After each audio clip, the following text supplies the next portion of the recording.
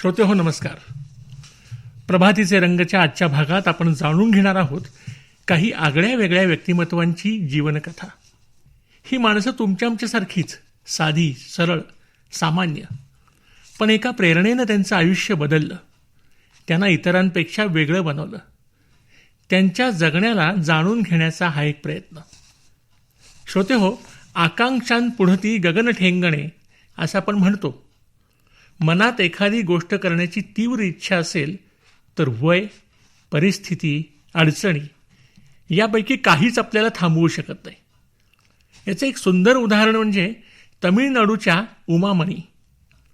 वयाच्या चक्क 49व्या वर्षी त्यांनी स्कुबा डायव्हिंग शिकण्याचा निर्णय घेतला.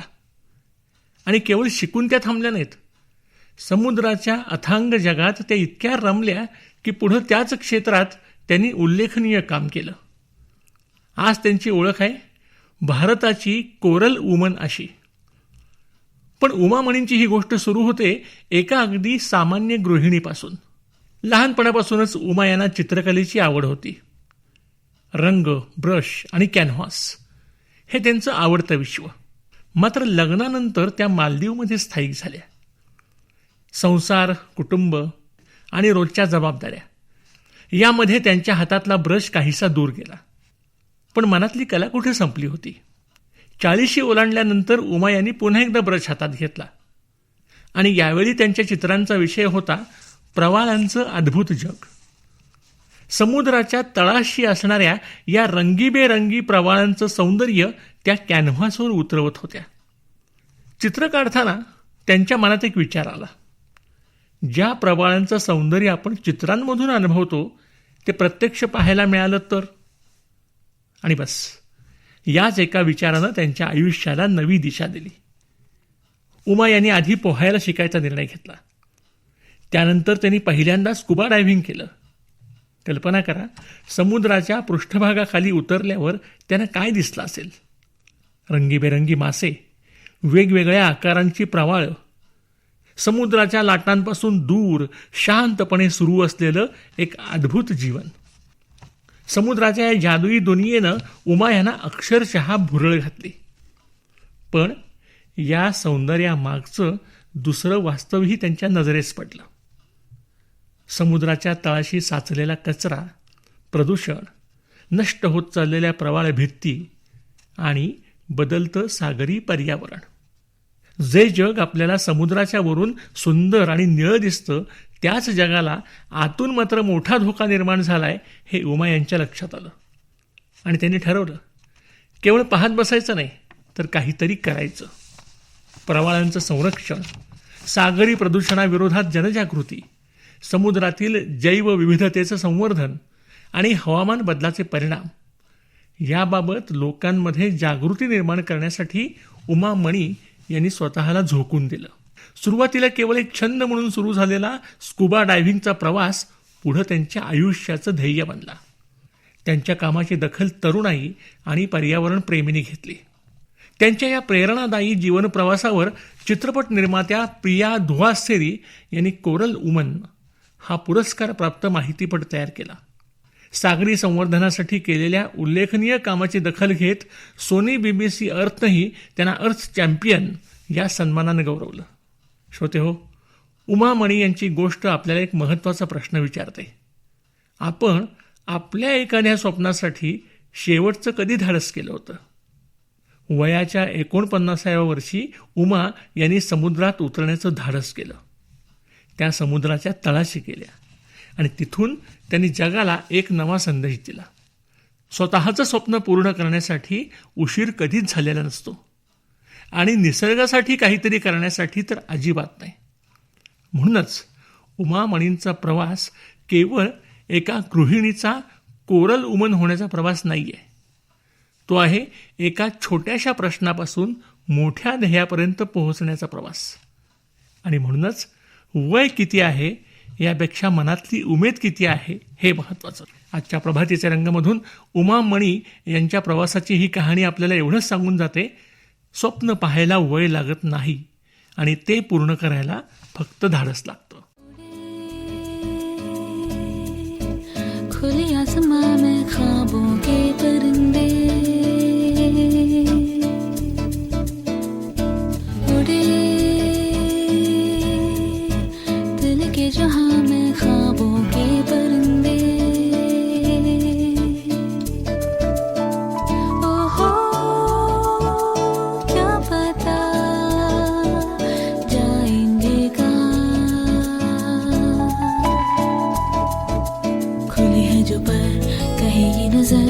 लगता है अब है जागे हम, फिक्री जो थी पीछे रह गई, निकले उनसे आगे हम। हवा में बह रही है जिंदगी, ये हमसे कह रही है जिंदगी। ओहो अब तो जो भी हो सो।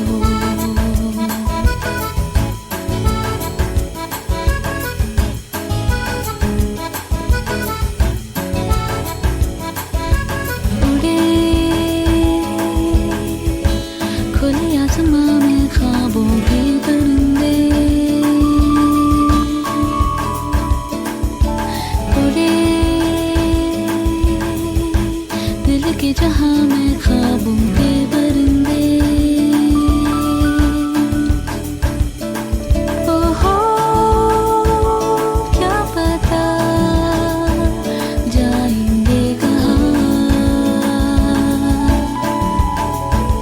किसी ने छुआ तो ही हुआ, फिरते हैं महके महके हम, हुई है गई बातें नहीं जब है ऐसे बहके हम।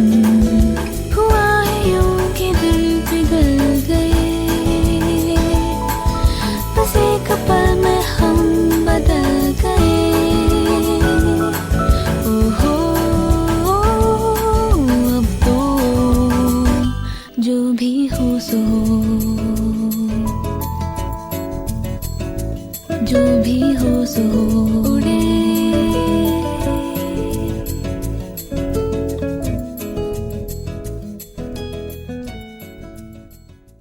श्रोते हो, समुद्राच्या तळाशी पोहोचून कोरल वुमन बनलेल्या उमामणी यांच्यानंतर एव्हरेस्टचा बेस कॅम्प गाठणाऱ्या या 11 वर्षीय चिमुकल्याची गोष्ट समजून घेऊया.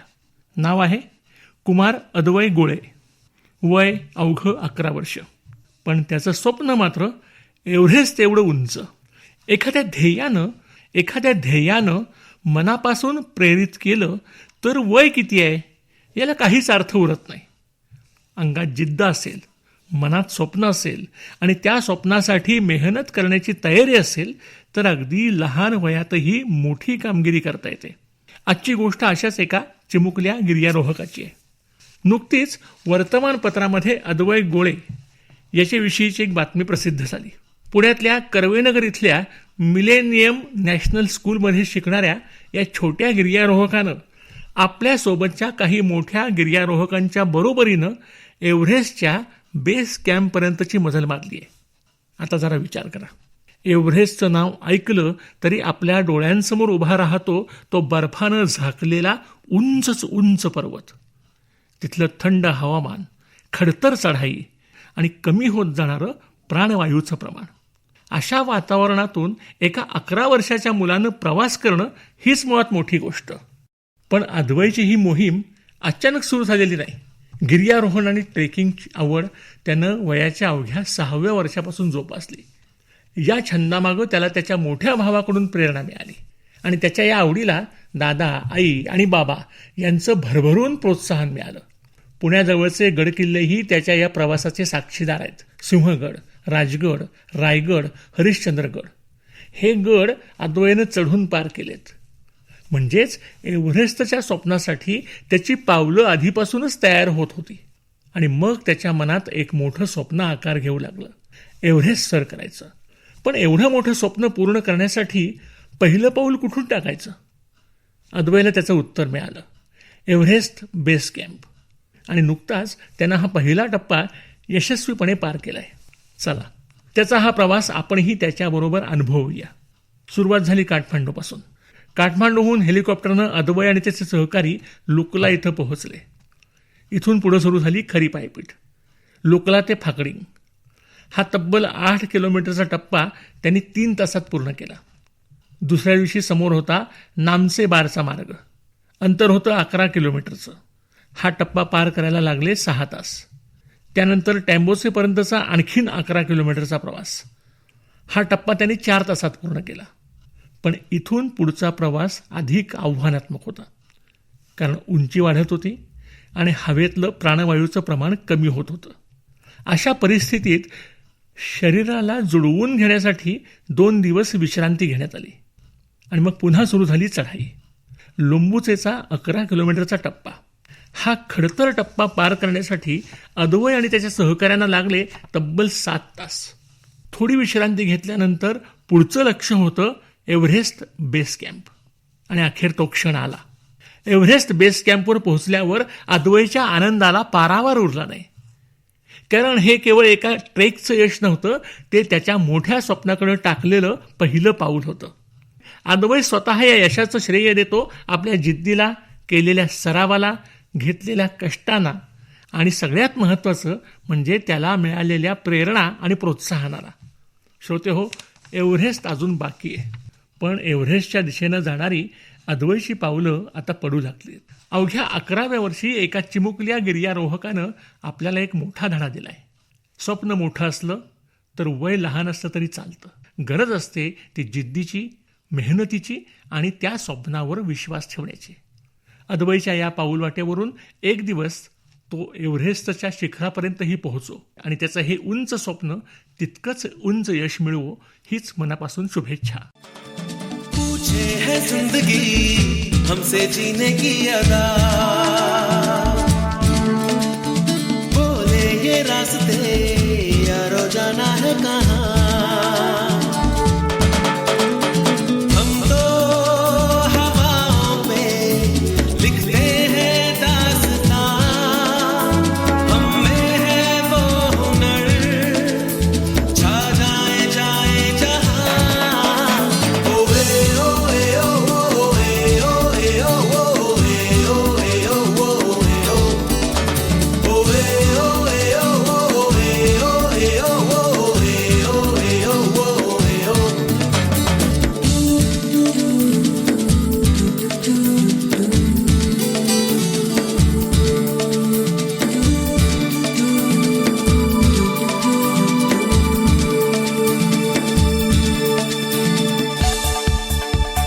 जोश है, होश है, हौसले हैं जवान.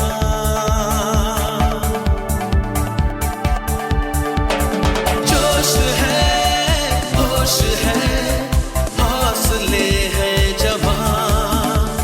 मस्ती है, धूम है, अपनी यहाँ बहार.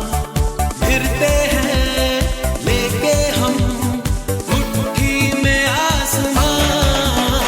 ओए ओए ओए ओए ओए ओए ओए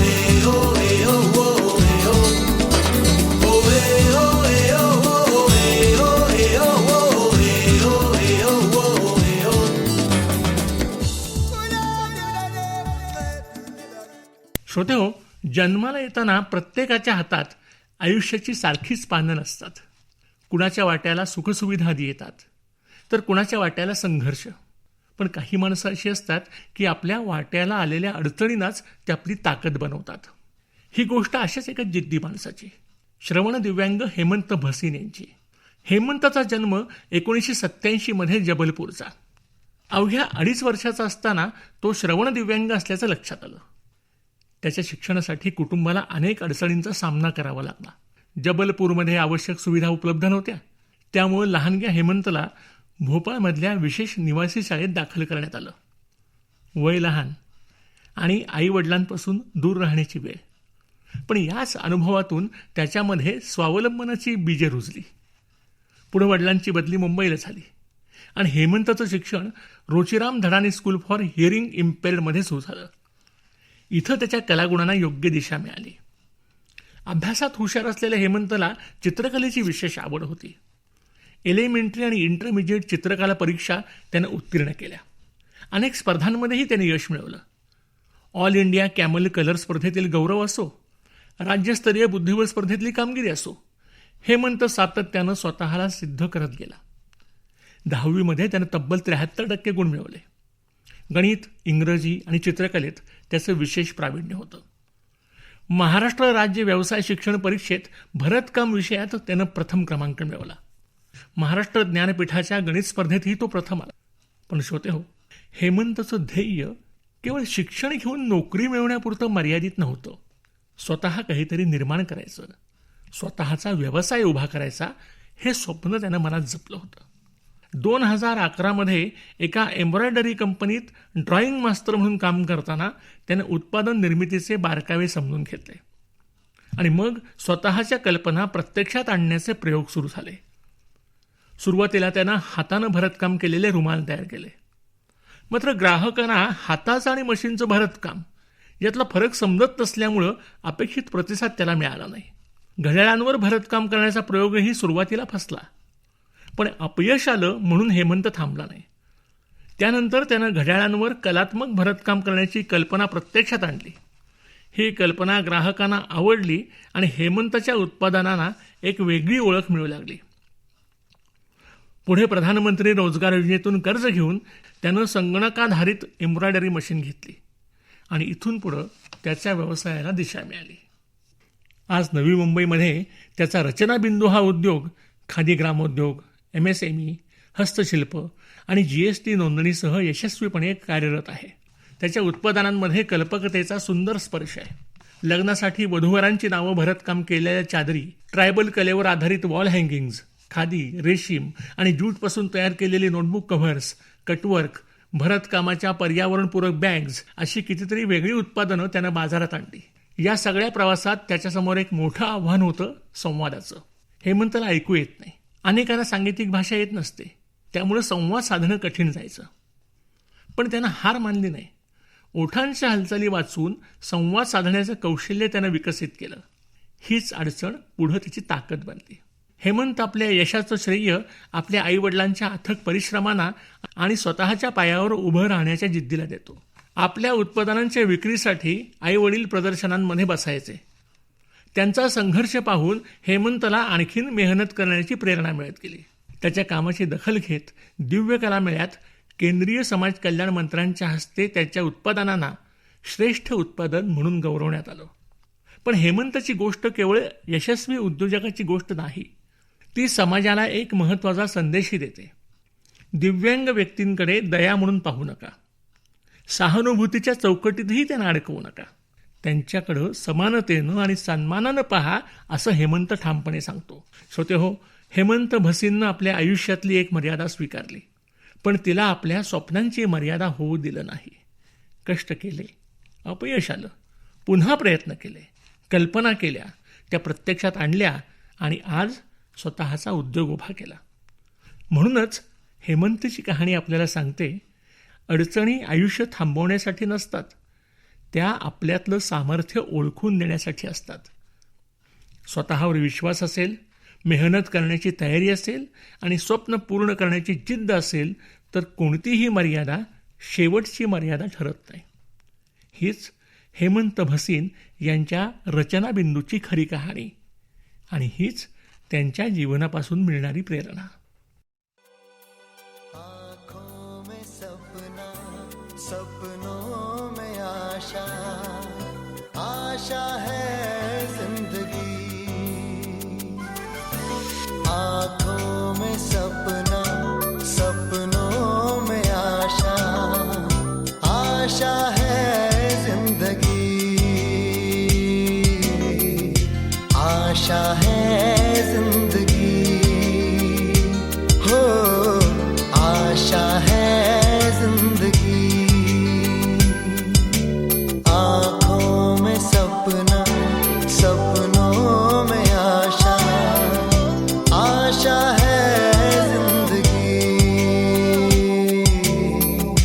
आशा है जिंदगी, हो आशा है जिंदगी.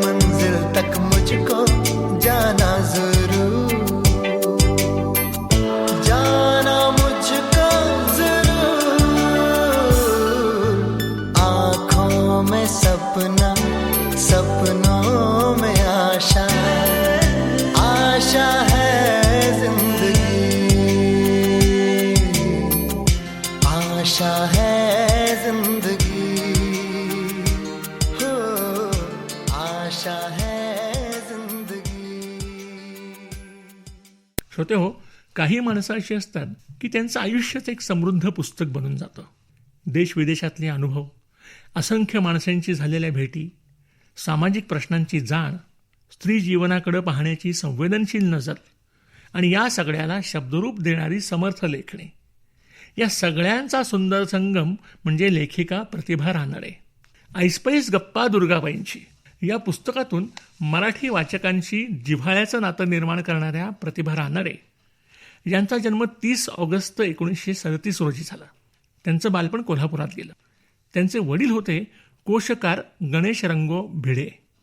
घरातूनच त्यांना आधुनिक विचारांचं, समाजाभिमुखतेचं, अभिरुचीचं आणि ज्ञाननिष्ठेचं बाळकडू मिळालं होतं.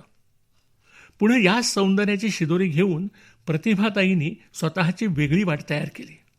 अर्थशास्त्र आणि राज्यशास्त्र हे त्यांचे पदवीचे विषय. या दोन्ही विषयांचा अभ्यास आणि पत्रकारितेची नजर त्यांच्या लेखनात कायम जाणवते. कुतूहल, अभ्यासू वृत्ती, स्वतंत्र विचार आणि धाडस हे त्यांच्या लेखनाचे काही खास पैलू. अनुबंध धर्म संस्कृतींचे, आर्थिक सत्ता आणि राजसत्तांची धग, पाकिस्तान अस्मितेच्या शोधात अशा वैचारिक ग्रंथातून त्यांची ही चिकित्सक दृष्टी स्पष्टपणे दिसते.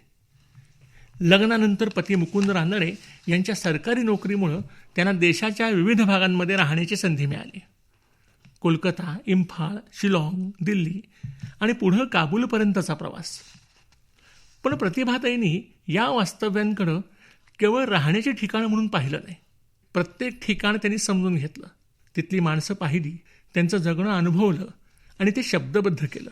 म्हणूनच काबूल कंदाहारकडील कथा, अफगाण डायरी, बुरख्याआडच्या स्त्रिया, फाळणी ते फाळणी अशी पुस्तकं त्यांच्या अनुभव समृद्ध लेखनाची साक्ष देतात.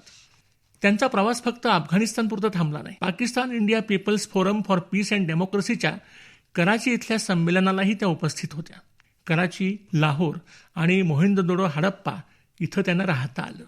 महात्मा ज्योतिबा फुले यांच्यावरील ग्रंथासाठी संशोधन करायचं म्हणून त्या लंडनला गेल्या. जेरुसलेममधल्या कार्यक्रमाला प्रमुख पाहुण्या म्हणूनही त्यांनी उपस्थिती लावली. खान अब्दुल गफार खान यांच्यापासून राष्ट्रपती आणि पंतप्रधानांच्यापर्यंत, राजकीय आणि सामाजिक कार्यकर्त्यांपासून लेखक आणि कलावंतांपर्यंत असंख्य व्यक्तींशी त्यांचा संपर्क आला.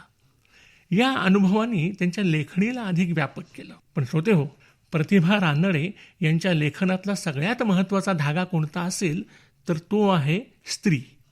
19व्या शतकातली स्त्री असो, बुरख्यामागचं मुस्लिम स्त्री जीवन असो किंवा आजची आधुनिक स्त्री असो, प्रतिभाताई तिच्याकडे केवळ प्रश्न म्हणून पाहत नाहीत. त्या तिचं जगणं समजून घेण्याचा प्रयत्न करतात. त्यांच्या लेखनाचं वैशिष्ट्य म्हणजे ते कोणत्याही एका टोकाला झुकत नाही. स्वतःला पडलेल्या प्रश्नांची उत्तरं शोधताना त्या वेगवेगळ्या बाजू समजून घेतात. त्यामुळे त्यांच्या लेखनात समतोल, चिकित्सकता आणि संवेदनशीलता एकाच वेळी जाणवते. चरित्रलेखन, संशोधन, प्रवासवर्णन, वैचारिक लेखन, अनुवाद, संपादन, कथा कादंबरी आणि ललित गद्य अशा अनेक साहित्य प्रकारांमध्ये त्यांची लेखणी सहजपणे फिरली. अमीर खुसरो, राणी लक्ष्मीबाई, फैज अहमद फैज, दुर्गाबाई भागवत यांच्यावरील चरित्रलेखन असो, नलपाक दर्पणसारखं संपादन असो किंवा आबोलीची भाषा, स्मरणवेळा यासारखं ललित लेखन असो, त्यांचा हा साहित्यिक प्रवास खरोखरच चौफेर आहे. आणि विशेष म्हणजे एवढं गंभीर वैचारिक लेखन करतानाही त्यांची भाषा साधी, प्रसन्न आणि वाचकाच्या मनापर्यंत पोहोचणारी आहे. आज 90च्या उंबरठ्यावर असलेल्या प्रतिभाताईंच्या व्यक्तिमत्वातला साधेपणा त्यांच्या लेखणीतही उतरलाय. माणूस आणि त्याचं जगणं यांना केंद्रस्थानी ठेवत सत्याचा स्वीकार करण्याचं धैर्य आणि स्वतःला न पटणाऱ्या गोष्टी नाकारण्याचं स्वातंत्र्य जपत त्यांची वाटचाल सुरू आहे. त्यांच्या लेखणीतून स्त्रीच्या बदलत्या जगण्याचा आलेख उमटतो, समाजाचा आरसा दिसतो आणि सगळ्यात महत्त्वाचं म्हणजे प्रश्न विचारण्याची ताकद मिळते. श्रोते हो, 7 दशकांचा हा दमदार लेखन प्रवास आपल्याला एकच सांगतो: जगणं भरभरून अनुभवा, प्रश्न विचारा, विचार करा आणि त्या अनुभवांना संवेदनशील शब्द द्या. प्रतिभा रानडे यांच्या लेखणीचा हा प्रवास असाच समृद्ध होत राहो आणि त्यांच्या अनुभवांची शिदोरी पुढच्या पिढ्यांनाही मिळत राहो. पुन्हा भेटूया प्रभातीचे रंगच्या आणखी एका प्रेरणादायी कार्यक्रमात. तोपर्यंत नमस्कार. घरी धन शब्दाचीच रत्ने, घरी धन शब्दाचीच रत्ने, शब्दाचीच शस्त्रे यत्ने करू. घरी धन शब्दाचीच रत्ने, घरी धन शब्दाचीच रत्ने, घरी धन शब्दाचीच रत्ने, घरी धन शब्दाचीच रत्ने.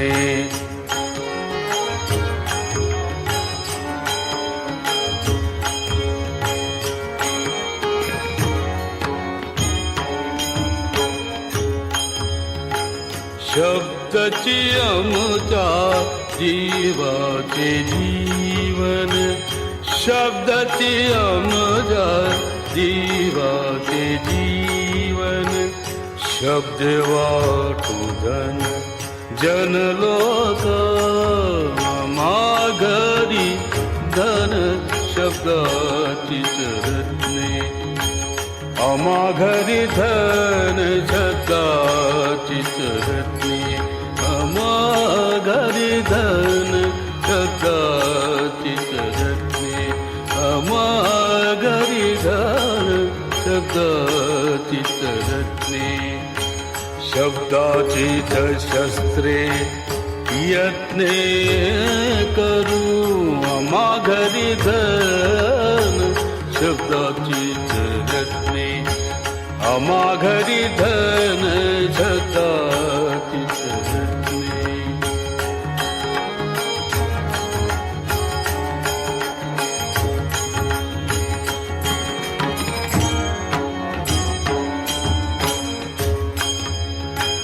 तुका म्हणे पहा शब्दाची हाय, तुका म्हणे पहा शब्दाची हाय देव,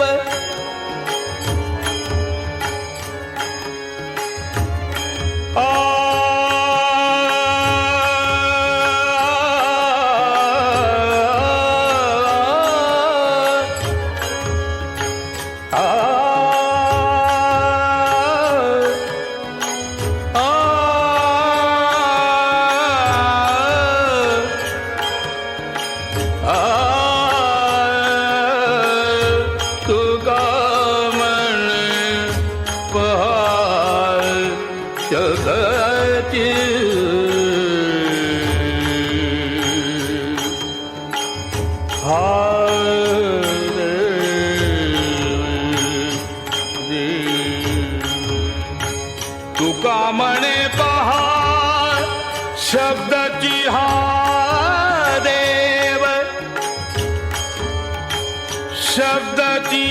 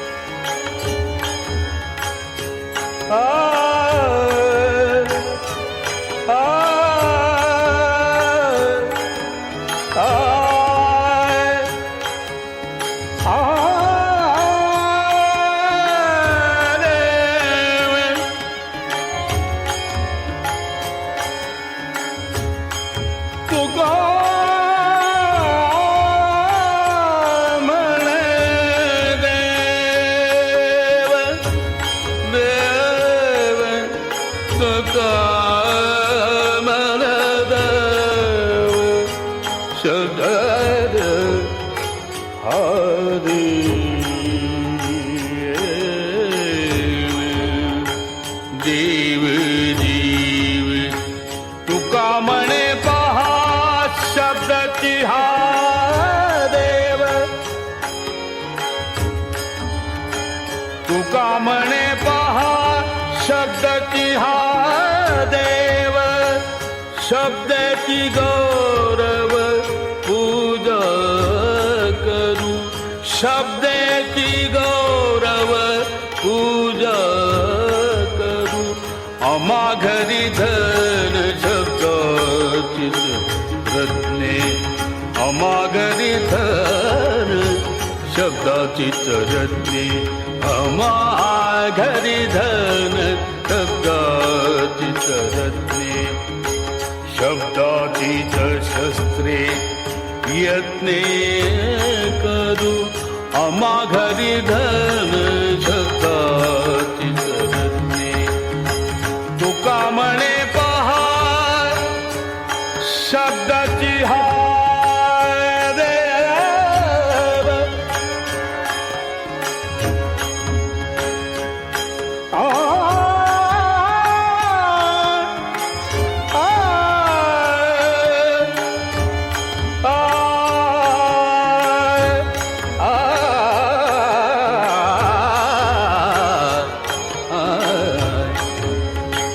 तुका म्हणे देव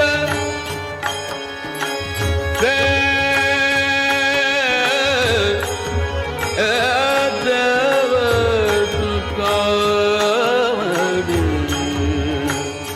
देव देव देव तुका म्हणे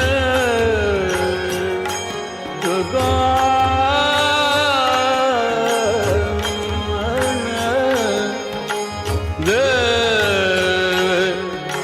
तुका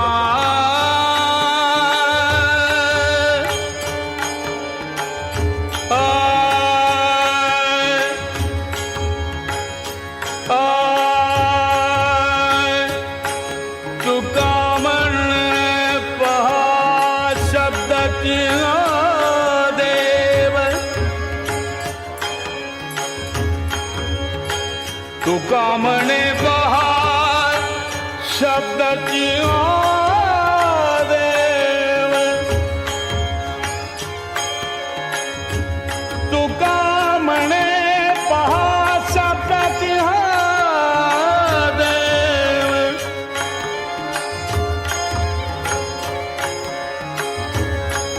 तुका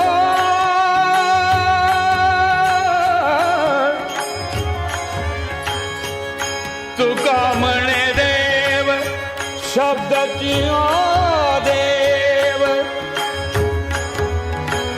तुका म्हणे पहा शब्दाची हा देव तुका म्हणे पहा शब्दाची हा देव शब्दाची गौरव पूजा करू शब्दाची गौरव पूजा करू आम्हा घरी धन शब्दाचीच रत्ने आम्हा घरी धन शब्दाचीच रत्ने आम्हा घरी धन शब्दाचीच रत्ने शब्दाचीच शस्त्रे यत्ने करू आम्हा घरी धन शब्दाचीच रत्ने आम्हा घरी धन शब्दाचीच रत्ने आम्हा घरी धन शब्दाचीच रत्ने शब्दाचीच शस्त्रे यत्ने करू आम्हा घरी धन